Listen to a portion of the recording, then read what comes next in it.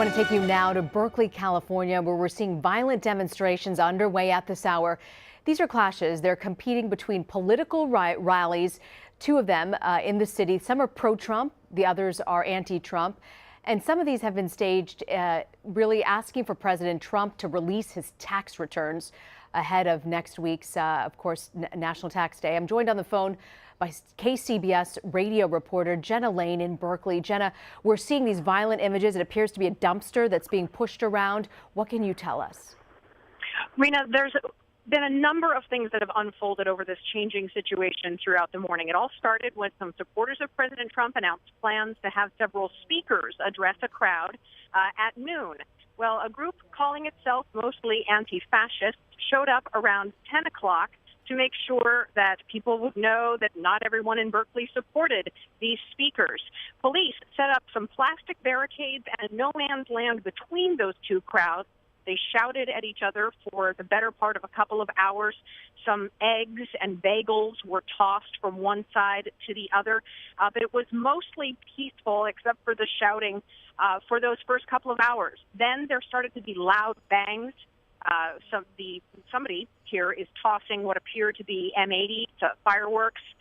Each time one of those goes off, the crowd scatters. Some people have been injured.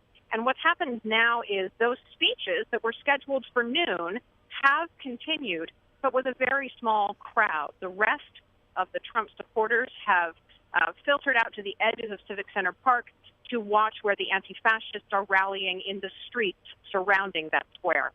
Jenna, I'm seeing people sort of confronting what appears to possibly be police. I can't tell from my vantage point here, but what can you tell us about how the police are responding to this? As I mentioned, the police at the beginning were very active in enforcing that no man's land in between the two sides. Officers wearing riot gear. I saw them personally break up a couple of times when both sides were threatening to throw punches at the other. Then once the M80s started being thrown, police moved back, and I'm watching a large crowd of them in riot gear right now, standing under the shade of a tree, and they're really letting these demonstrations sort of unfold on the streets around them. It's incredible. We're watching these images unfold live. Jenna Lane with KCBS. Thank you, Jenna. And we're going to continue to monitor the situation on the ground at Berkeley. There are protests across this country from Mar-a-Lago to Philadelphia, both pro and against Donald Trump.